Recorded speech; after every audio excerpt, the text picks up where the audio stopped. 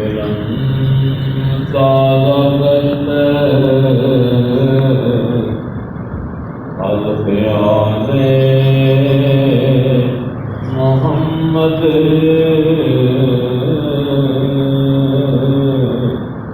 دلم تازہ کرتے از خیال محمد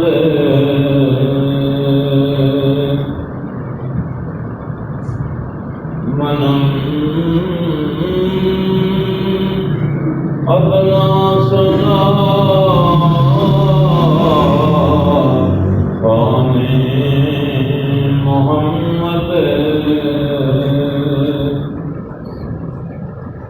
منم ادنا سنا خانے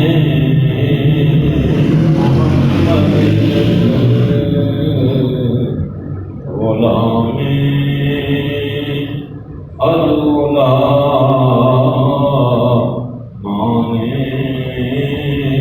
محمد غلام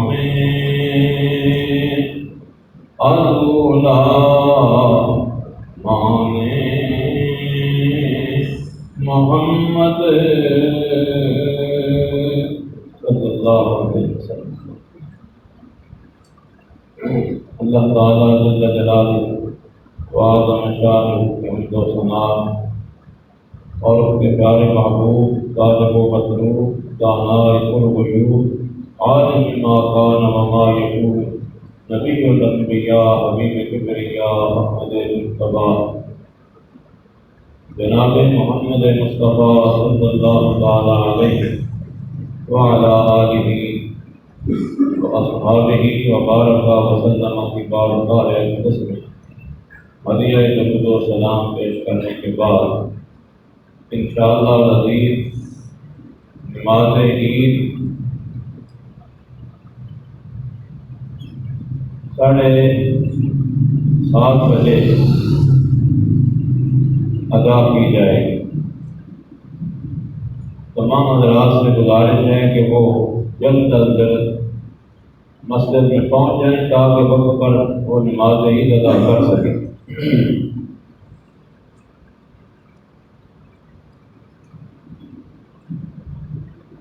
اللہ تعالیٰ جل جلالہ وعظم شانہ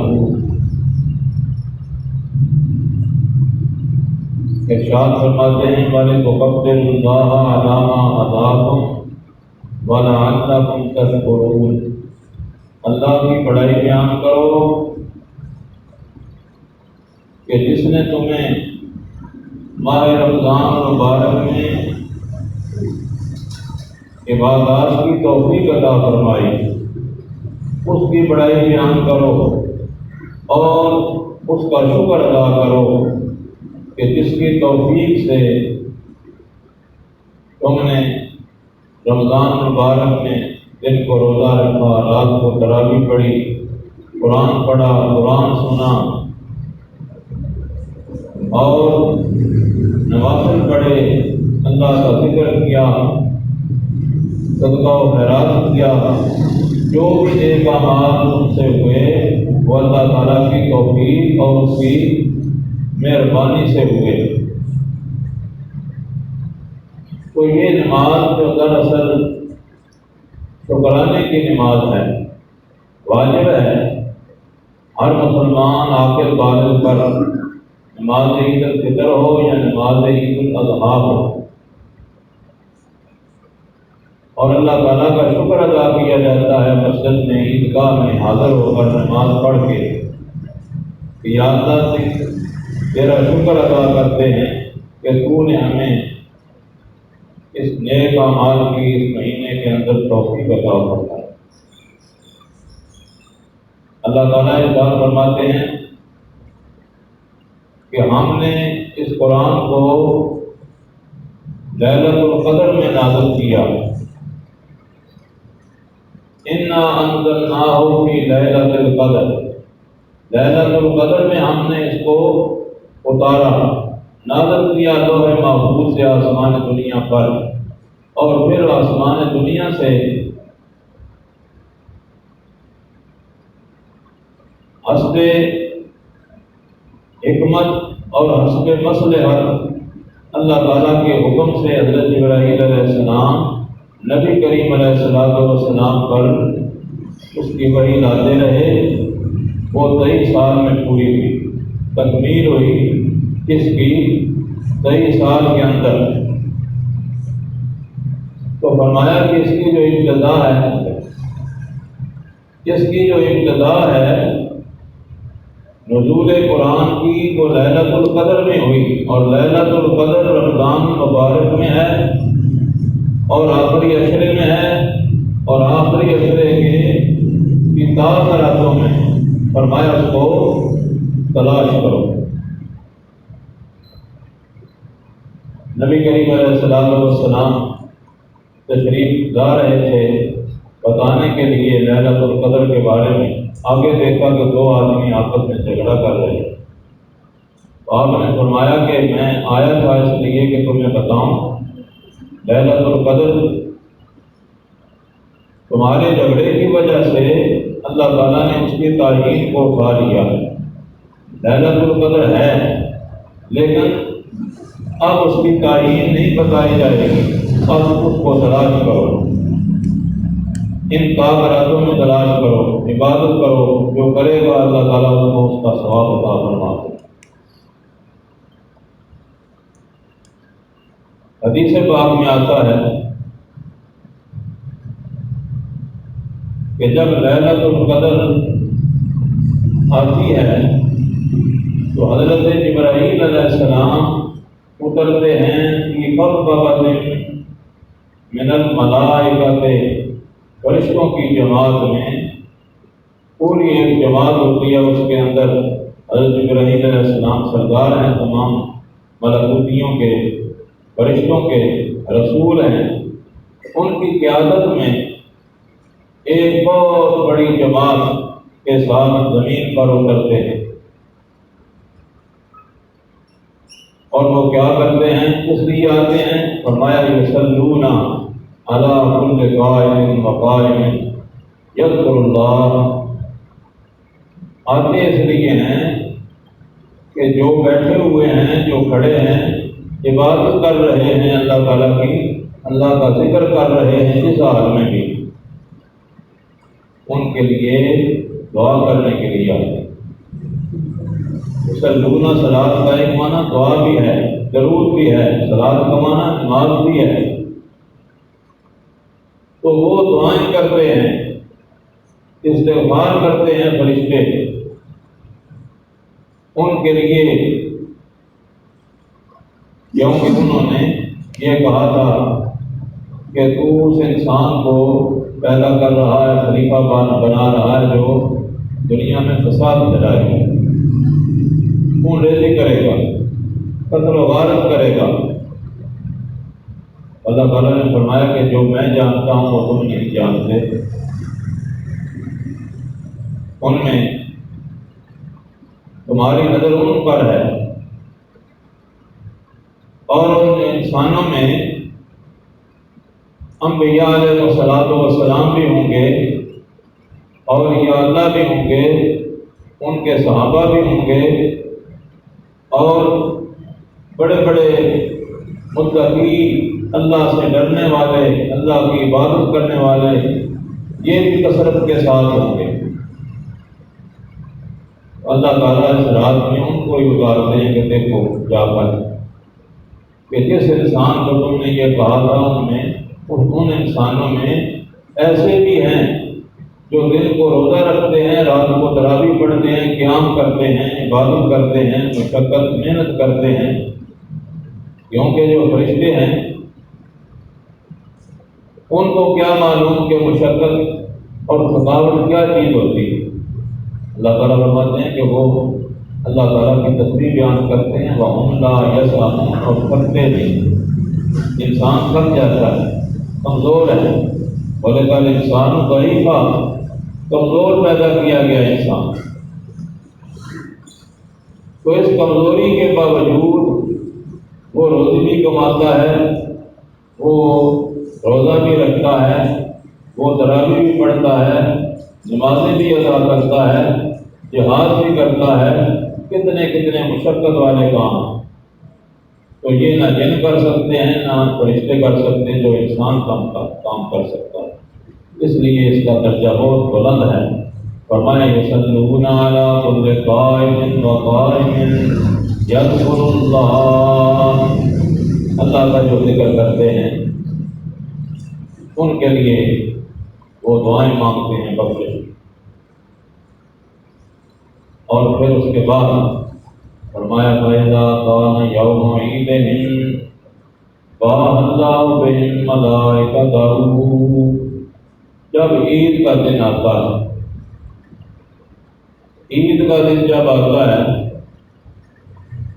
تو فرمایا کہ اللہ تعالیٰ فرشتوں میں فخر فرماتے ہیں، مباحات کرتے ہیں، فخر کرتے ہیں، فرماتے ہیں فرشتوں کے اندر باہ اللہ بہم ملائکتہ،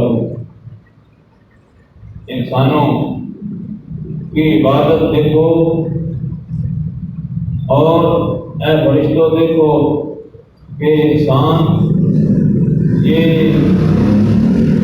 اس انسان کے اندر اولاد آدم میں کیسے کیسے عبادت گزار ہیں، کیسے کیسے خدا سے ڈرنے والے ہیں، اور کتنی محنت اور مشقت کے ساتھ اللہ تعالیٰ کی عبادت کرتے ہیں، کمزوری کے باوجود، بیماری کے باوجود فخر فرماتے ہیں اللہ تعالیٰ، اور اللہ تعالیٰ ان سے پوچھتے ہیں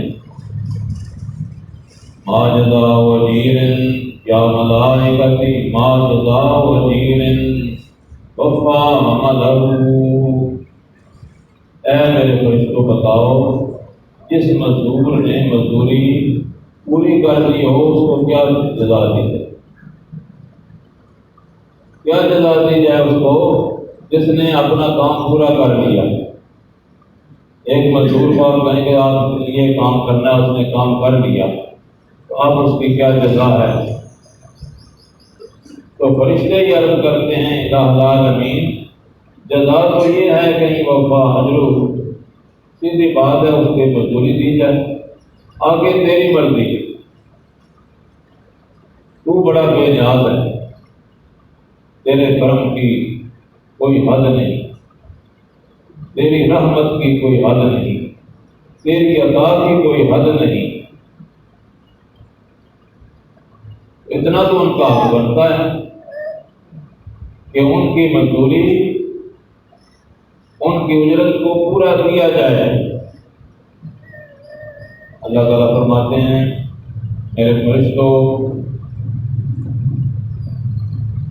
جو میں نے فرض کیا اپنے بندوں پر، جو عبادت میں نے فرض کی وہ انہوں نے پوری کر لی، اس ماہ مقدس کے اندر انہوں نے وہ عبادات مکمل کی انہوں نے، تو اب وہ دعا کے لیے، شکرانے کے لیے، نماز عید کے لیے آئے، تو سنو پھر اللہ تعالیٰ فرماتے ہیں تو میرے کرم کی کیا بات ہے۔ اللہ فرماتا ہے وَعِزَّتِي وَجَلَالِي وَكَرَمِي وَعُلُوِّي وَارْتِفَاعِ مَكَانِي، مجھے قسم ہے اپنی عزت کی، مجھے قسم ہے اپنے کرم کی، مجھے قسم ہے اپنے بلندی کی، اور مجھے قسم ہے اپنے غلبے کی، لا اجیبن ہوں، میں ان کو ان کی دعا کو قبول کروں گا۔ اللہ فرماتا ہے کہ جو میں نے ان سے کہا تھا، جو فرض کیا تھا انہوں نے پورا کیا، اب میں ان کو ضرور بالضرور ان کی دعا کو قبول کروں گا، جو مانگیں گے وہ عطا کروں گا۔ لا اجیبن ہوں، اور قسموں کے ساتھ فرمایا، 4-5 قسمیں اٹھائیں اللہ تعالیٰ نے، اور پھر فرمایا کہ میں ان کی ضرور دعا قبول کرو۔ معلوم ہوا کہ ہر عبادت کے بعد دعا مانگنی چاہیے۔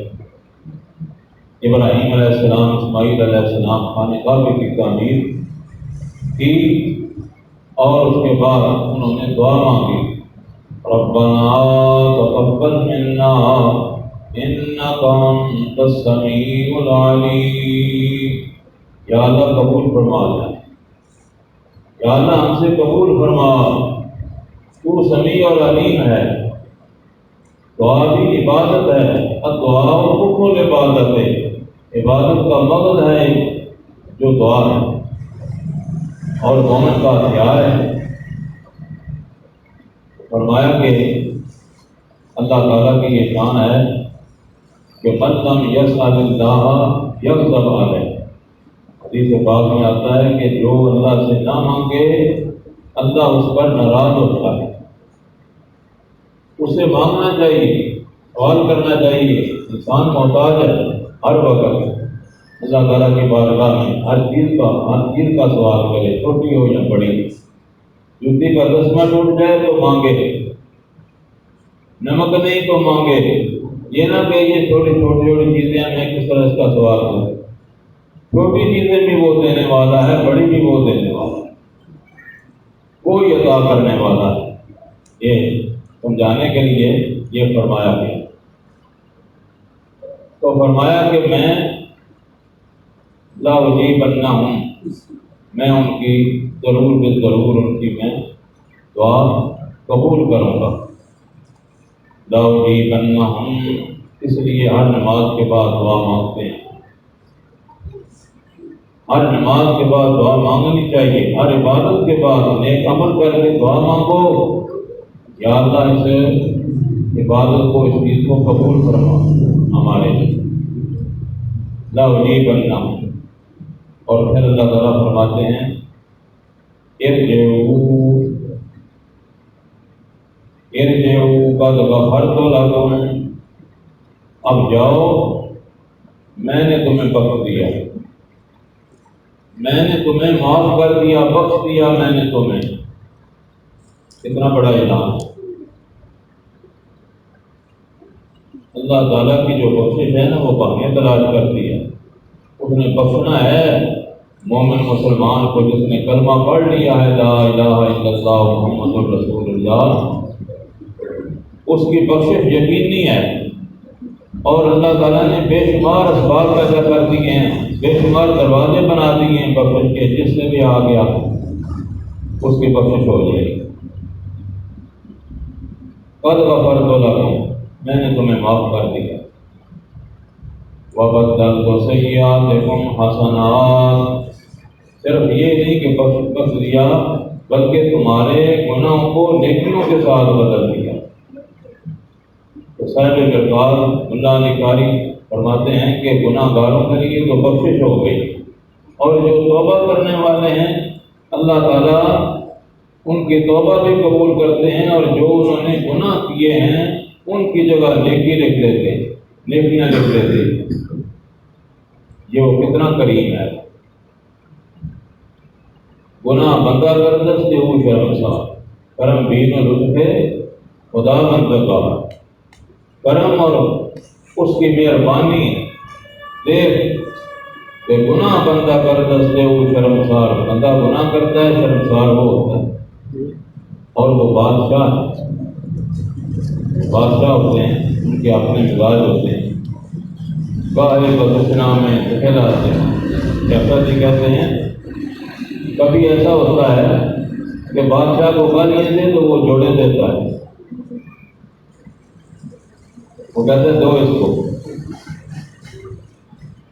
اللہ تعالیٰ بادشاہوں کا بادشاہ احکم الحاکمین ہے، تو اس کا کرم کتنا ہوگا، کتنی رحمت اس کی وسیع ہے کہ فرمایا کہ وَبَدَّلْتُ لَكُمْ سَيِّئَاتِكُمْ حَسَنَاتٍ، میں نے تمہارے گناہوں کو نیکیاں بنا دی۔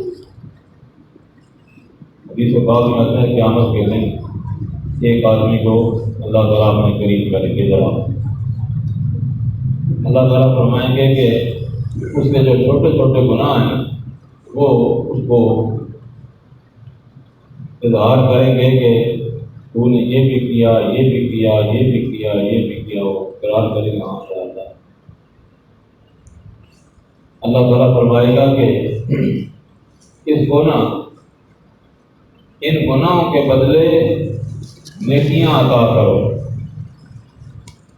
جب وہ دیکھے گا نا اللہ تعالیٰ کی عطا اور اس کی بخشش، کہے گا یا اللہ میں نے تو بڑے بڑے بھی گناہ کیے، اس کا تو تم نے نام ہی نہیں لیا۔ جب یہ حدیث پاک بیان کی نبی کریم علیہ الصلوۃ والسلام مسکرائے۔ سبحان اللہ، اللہ تعالیٰ کی رحمت پر ہے کہ وہ گناہ کرتا رہے، اللہ تعالیٰ اسے پوچھتا ہے کہ یہ چھوٹے چھوٹے گناہ سارے، تو جب اس نے دیکھا کہ چھوٹے گناہوں پر مجھے اتنے انعام مل رہے ہیں تو انہوں نے کہا یاد ہے تو بڑے بھی میں نے کیے تھے۔ وَبَدَّلْتُ لَكُمْ سَيِّئَاتِكُمْ حَسَنَاتٍ، اللہ تعالیٰ نے قرآن پاک میں بھی یہ فرما دیا توبہ کرنے والوں سے کہ توبہ ہو، یہ نہیں کہ توبہ توبہ زبانی کلام ہے تو کام ہے ایک بھی بندیانہ نہیں کرتا، یہ توبہ مزاج ہے۔ اس طرح سچی توبہ، توبۃ نصوحا، خالص سچی توبہ جو آدمی کرتا ہے اس کی یہ بات ہے۔